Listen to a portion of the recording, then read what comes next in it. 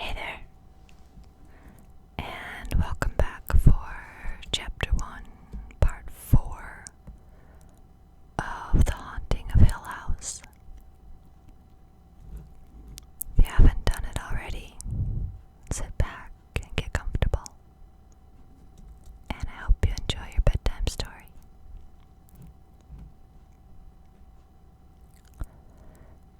It was the first genuinely shining day of summer, a time of year which brought Eleanor always to aching memories of her early childhood, when it had seemed to be summer all the time. She could not remember a winter before her father's death on a cold, wet day. She had taken to wondering lately, during these swift-counted years, what had been done with all those wasted summer days. How could she have spent them so wantonly? I am foolish, she told herself early every summer. I am very foolish. I am grown up now and know the values of things. Nothing is ever really wasted, she believed sensibly, even one's childhood. And then each year, one summer morning, the warm wind would come down the city street where she walked, and she would be touched with the little cold thought, I have let more time go by. Yet this morning, driving the little car which she and her sister owned together, apprehensive lest they might still realize that she had come after all and just taken it away, going docilely along the street, following the lines of traffic, stopping when she was bidden and turning when she could. She smiled out at the sunlight slanting along the street and thought, I am going. I am going. I have finally taken a step. Always before, when she had her sister's permission to drive the little car, she had gone cautiously, moving with extreme care to avoid even the slightest scratch or mar which might irritate her sister. But today, with her carton on the back seat and her suitcase on the floor, her gloves and pocketbook and light coat on the seat beside her, the car belonged entirely to her, a little contained world all her own. I am really going, she thought. At the last traffic light in the city, before she turned to go onto the great highway out of town, she stopped, waiting, and slid Dr. Montague's letter out of her pocketbook. I will not even need a map, she thought. He must be a very careful man. Route 39 to Ashton, the letter said, and then turn left onto Route 5 going west. Follow this for a little less than 30 miles, and you will come to the small village of Hillsdale. Go through Hillsdale to the corner with a gas station on the left and a church on the right, and turn left here onto what seems to be a narrow country road. You will be going up into the hills, and the road is very poor. Follow this road to the end, about 6 miles, and you will come to the gates of Hill House.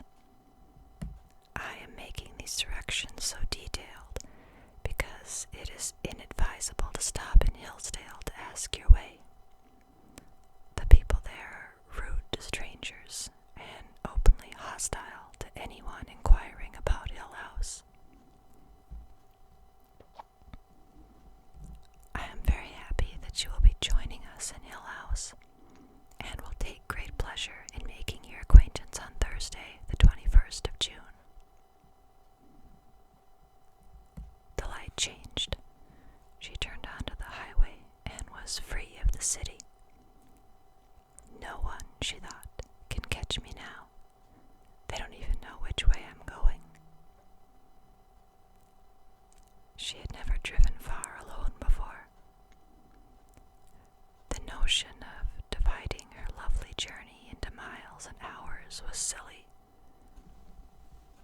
She saw it, bringing her car with precision between the line on the road and the line of trees beside the road. As a passage of moments, each one knew, carrying her along with them, taking her down a path of incredible novelty to a new place. The journey itself was her positive action, her destination vague, unimagined, perhaps non-existent. She meant to savor each turn of her traveling, loving the road and the trees and the houses and the small ugly towns, teasing herself with the notion that she might take it into her head to stop just anywhere and never leave again. She might pull her car to the side of the highway, although that was not allowed. She told herself she would be punished if she really did, and leave it behind while she wandered off past the trees into the soft, welcoming country beyond. She might wander till she was exhausted, chasing butterflies or following a stream, and then come at nightfall to the hut of some poor woodcutter who would offer her shelter. She might make her home forever in East Barrington or Desmond or the unincorporated village of Burke. She might never leave the road at all, but just hurry on until the wheels of the car were worn to nothing and she had come to the end of the world. I just want to apologize really quickly if you guys can hear my cat snoring. Anyway, that's what that sound was. Back to the story. And she thought, I might just go along to Hill House, where I am expected, and where I am being given shelter and room and board, and a small token salary in consideration of forsaking my commitments and involvements in the city and running away to see the world. I wonder what Dr. Montague is like. I wonder what Hill House is like. I wonder who else will be there. She was well away from the city now, watching for the turning onto Route 39, that magic thread of road Dr. Montague had chosen for her, out of all the roads in the world, to bring her safely to him and to Hill House. No other road could lead her from where she was to where she wanted to be. Dr. Montague was confirmed, made infallible. Under the sign which pointed the way to Route 39 was another sign saying Ashton, 121 miles.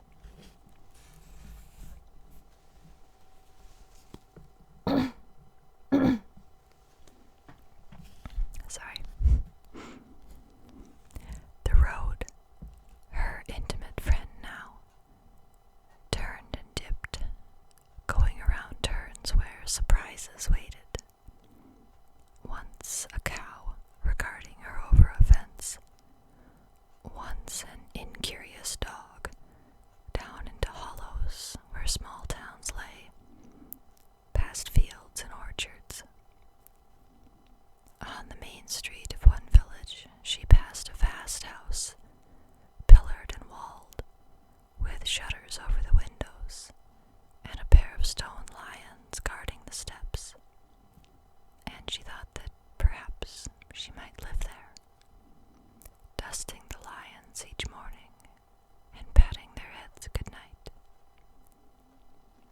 Time is beginning this morning in June, she assured herself. But it is a time that is strangely new and of itself. these few seconds, I have lived a lifetime in a house with 2 lions in front. Every morning I swept the porch and dusted the lions, and every evening I patted their heads good night. And once a week I washed their faces and manes and paws with warm water and soda, and cleaned between their teeth with a swab. Inside the house, the rooms were tall and clear, with shining floors and polished windows. A little dainty old lady took care of me, moving starchily with a silver tea service on a tray, and bringing me a glass of elderberry wine each evening for my health's sake. I took my dinner alone in the long, quiet dining room at the gleaming table, and between the tall windows, the white paneling of the walls shone in the candlelight.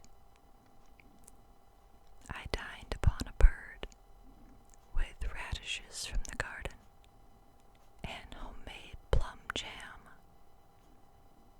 When I slept,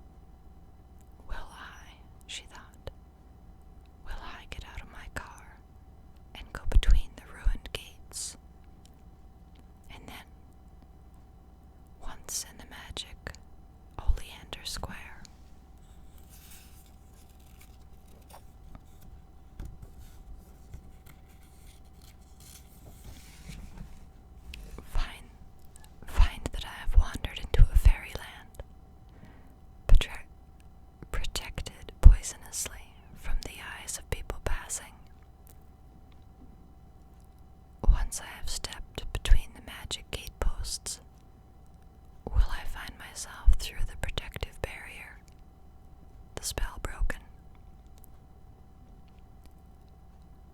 I will go into a sweet garden with fountains and low benches and roses trained over arbors, and find one path, jeweled perhaps with rubies and emeralds, soft enough for a king's daughter to walk upon with her little sandaled feet, and it will lead me directly to the palace which lies under a spell. I will walk up low stone steps, past stone lions guarding, and into a courtyard where a fountain plays, and the queen waits, weeping, for the princess to return. She will drop her embroidery when she sees me, and cry out to the palace servants, stirring at last after their long sleep, to prepare a great feast, because the enchantment is ended, and the palace is itself again, and we shall live happily ever after. No, of course, she thought, turning to start her car again. Once the palace becomes visible and the spell is broken, the whole spell will be broken, and all this countryside outside the oleanders will return to its proper form, fading away. Towns and signs and cows, into a soft green picture from a fairy tale. Then, coming down from the hills, there will be a prince riding, bright in green and silver, with 100 bowmen riding behind him, pennants stirring, horses tossing, jewels flashing. She laughed and turned to smile goodbye at the magic oleanders. Another day, she told them. Another day I'll come back and break your spell. She stopped for lunch after she had driven 100 miles and a mile. She found a country restaurant which advertised itself as an old mill, and found herself seated, incredibly, upon a balcony over a dashing stream, looking down upon wet rocks and the intoxicating sparkle of moving water, with a cut-glass bowl of cottage cheese on the table before her, and corn sticks in a napkin. Because this was a time and a land where enchantments were swiftly made and broken, she wanted to linger over her lunch, knowing that Hill House always waited for her at the end of her day. The only other people in the dining room were a family party, a mother and father with a small boy and girl, and they talked to one another softly and gently. And once the little girl turned and regarded Eleanor with frank curiosity, and after a minute smiled. The lights from the stream below touched the ceiling and the polished tables, and glanced along the little girl's curls. And the little girl's mother said, "She wants her cup of stars." Eleanor looked up, surprised. The little girl was sliding back in her chair, sullenly refusing her milk, while her father frowned, and her brother giggled, and her mother said calmly, "She wants her cup of stars." Indeed, yes, Eleanor thought. Indeed, so do I. A cup of stars. Of course. Her little cup, the mother was explaining, smiling apologetically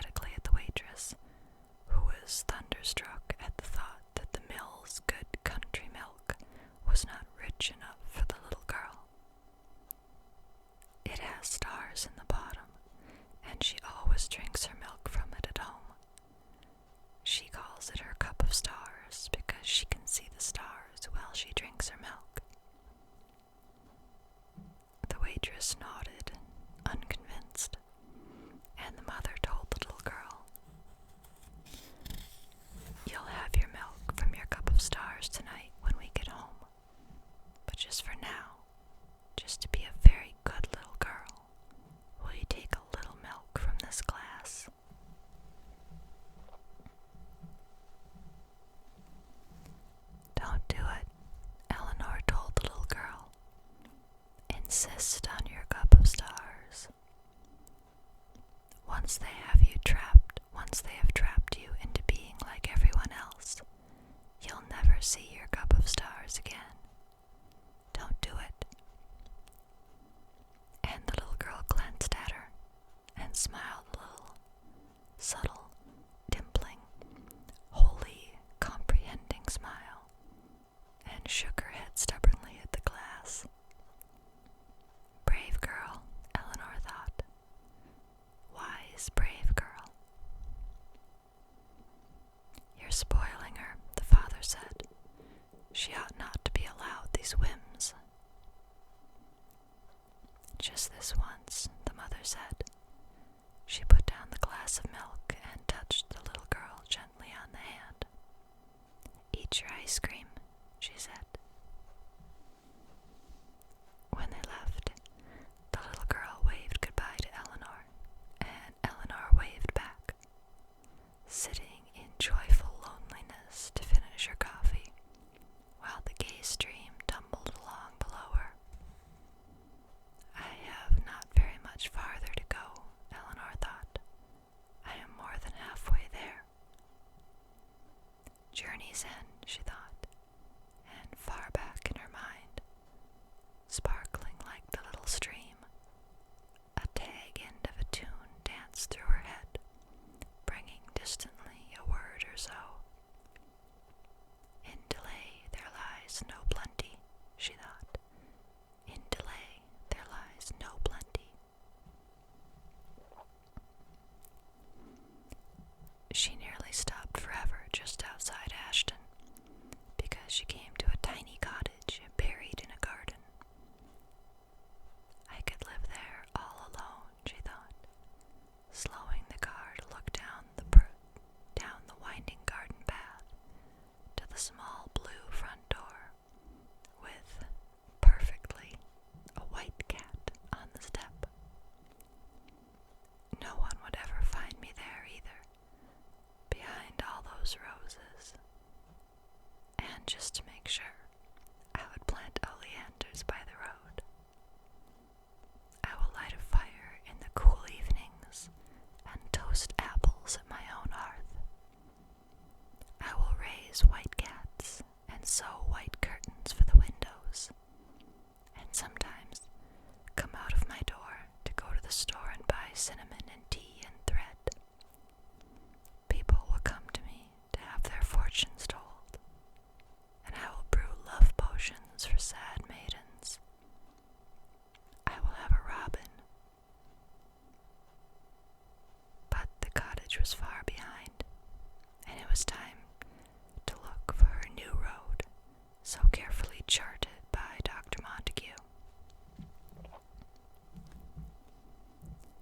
Turn left onto Route 5 going west, his letter said, and as efficiently and promptly as though he had been guiding her from some spot far away, moving her car with the controls in his hands.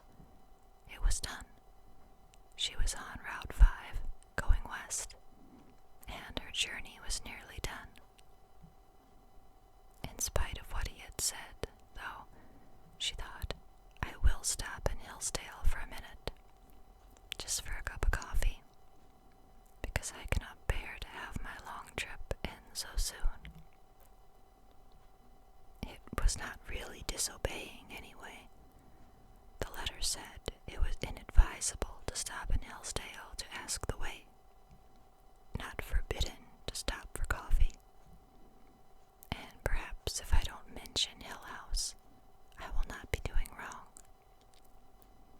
Anyway, she thought obscurely, it's my last chance.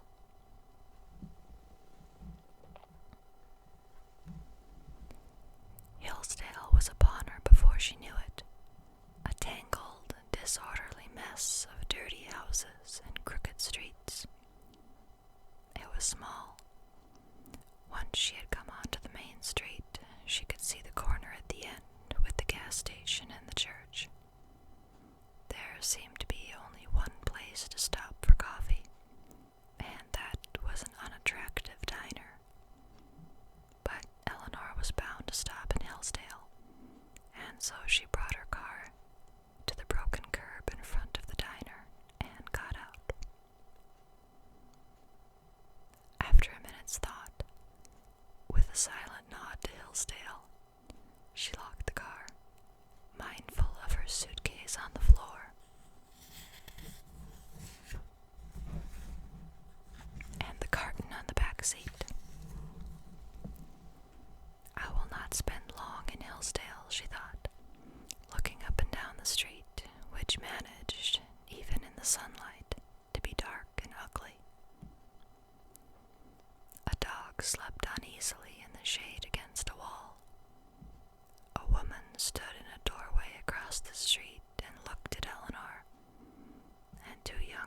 always lounged against a fence, elaborately silent.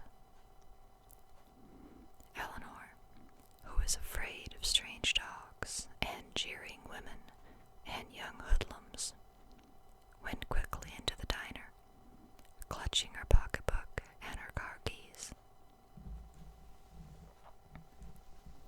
Inside, she found a counter with a chinless, tired girl behind it, and a man sitting at the end eating. She wondered briefly how hungry he must have been to come in here at all. When she looked at the gray counter and the smeared glass bowl over a plate of donuts. "Coffee," she said to the girl behind the counter, and the girl turned wearily and tumbled down a cup from the piles on the shelves.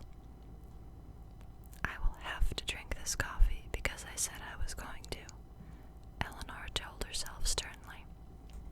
"But next time, I will listen to Dr. Montague." There was some elaborate joke going on between the man eating and the girl behind the counter. When she set Eleanor's coffee down, she glanced at him and half smiled, and he shrugged, and then the girl laughed. Eleanor looked up, but the girl was examining her fingernails, and the man was wiping his plate with bread. Perhaps Eleanor's coffee was poisoned. It certainly looked it. Determined to plumb the village of Hillsdale to its lowest depths, Eleanor said to the girl, "I'll have one of those donuts too, please." And the girl, glancing sideways at the man, slid one of the donuts onto a dish and set it down in front of Eleanor, and laughed when she caught another look from the man. "This is a pretty little town," Eleanor said to the girl. "What is it called?" The girl stared at her.